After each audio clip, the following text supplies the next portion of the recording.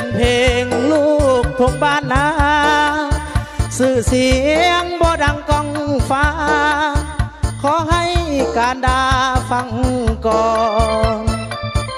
น้องจงพิสูจน์ว่าเสียงของไผงามงอนอย่าเฝ้าลงหัวหลับนอนโปรดฟังไว้ก่อนเถิดนาเสียงห้องบรรเลงเป็นเพลงลูกทุ่งอีหลีฝากให้สาวชลบุรีคนที่อายฮักบูชาเดือนห้าหน้าแรงขวัญแพงอายสิไปหาคอยอายแน่เด้อแก้วตา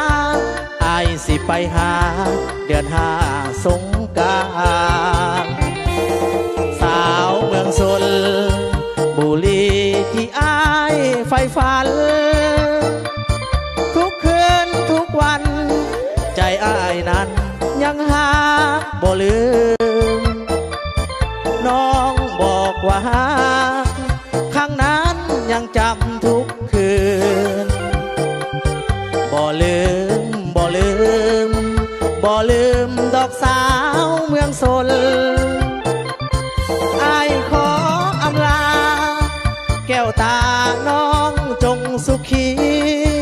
สุขเถิดสาวชลบุรีคนดีอายฮักหน้ามนเดือนห้ามาใหม่ขวัญใจอย่าได้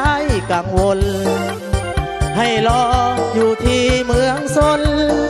อีกบ่ดนหวนคืนมาใหม่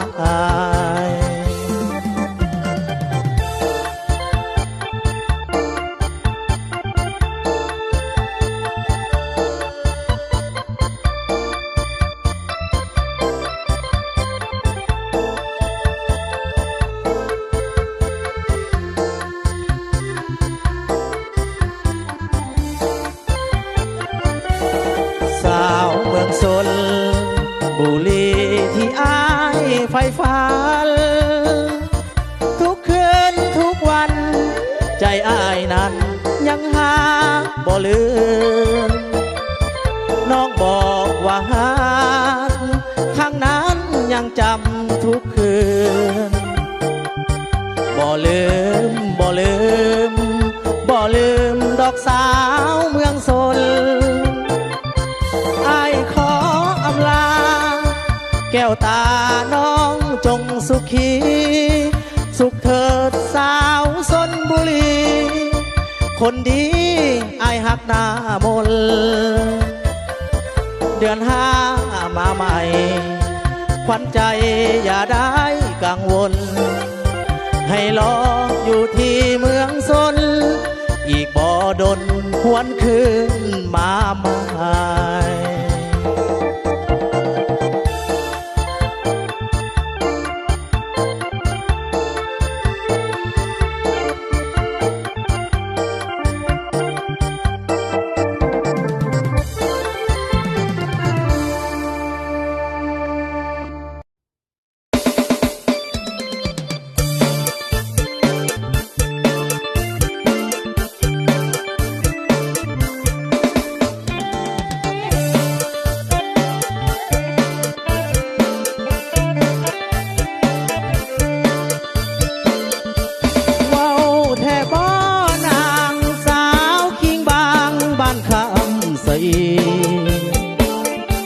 น้องเว้าอีหลีหรือคนดีน้องเว้าแถลงพบกันคืนนั้นสายสัมพันธ์คิดถึงแห้งแห้งอยู่นำกันงานบุญจนแจ้งว่าสิแพงฮักอายยืนนานเว้าแท่บ่นางสาวคิงบางผู้งามแก้มบ่องเสียงเว้าว่องว่องว่าเฮาสองจะคล้องหากันอายยังบ่ลืมเมาจนซึมสุมแซวด้วยกันฟ้อน ลำวงมนต์ซื่นเบิกบานคืนนั้นยังจำหน้ามนต์วาสนาอายได้มาพบน้องครั้งนี้ย่านแต่สาวคำใสคนดีหลอกให้ใจมุนย่านใจน้องนางหักหลายทางดังเส้นข้าวปุ้นยามน้องขายคนซื้อวุ่นเปรียบหน้ามนคนหาอังงอสัญญาสาบานจะหากันจนเฒ่าจนแก่หากน้องเว้าแท้อายจะเอาเท่าแก่มาขออายจะมาอยู่เคียงเป็นคู่ห่วมหาพนออยู่กินสร้างแปลงเฮือนหอหักกันนอสาวคำสะอี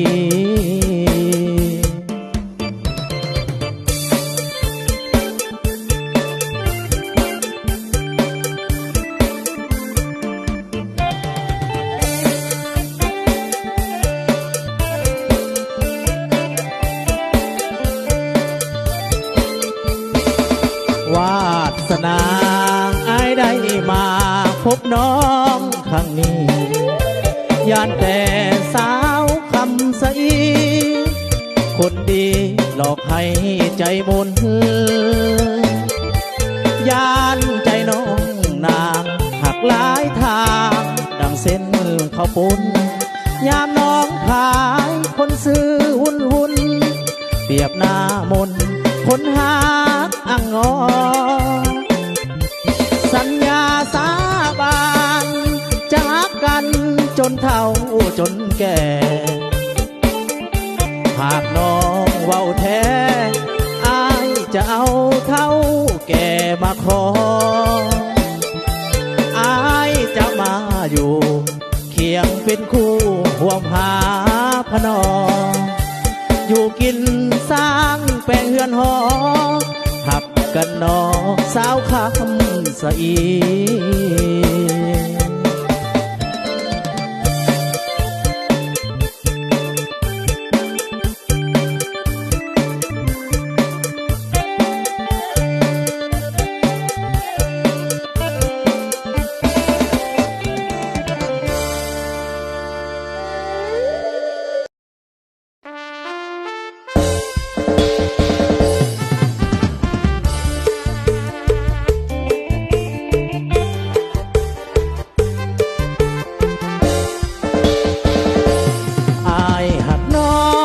สาวกะลอ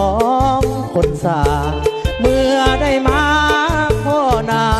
จริงหูได้ว่าน้องอยู่กะลองจงเห็นใจของอายในเด้อเนื้อทองเห็นใจอา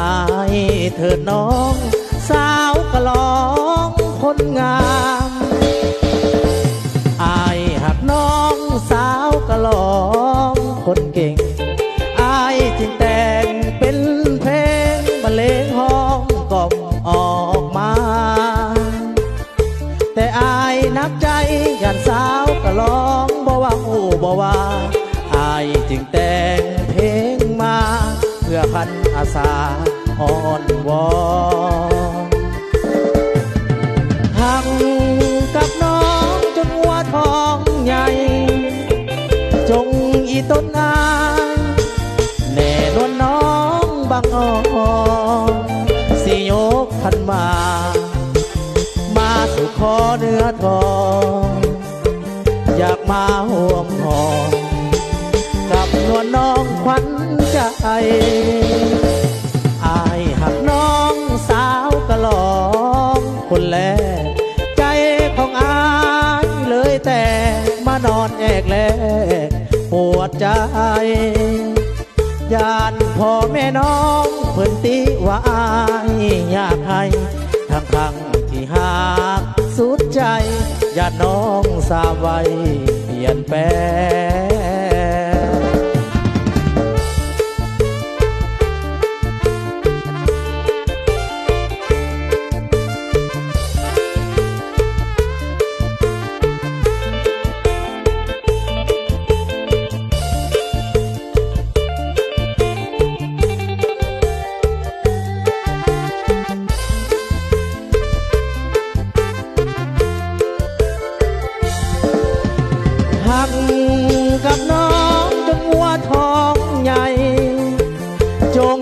ต้นอายแน่นวลน้องบังออกสิยกขันมาสู่ขอเนื้อทองอยากมาห่วมห้องกับนวลน้องขวัญใจอายหักน้องสาวกะลองคนแรกใจของอายเลยแต่มานอนแอกแลกปวดใจยานพ่อแม่น้องเปิดติว่าอายอยากให้ทั้งที่หักสุดใจยานน้องทราบไว้เปลี่ยนแปลง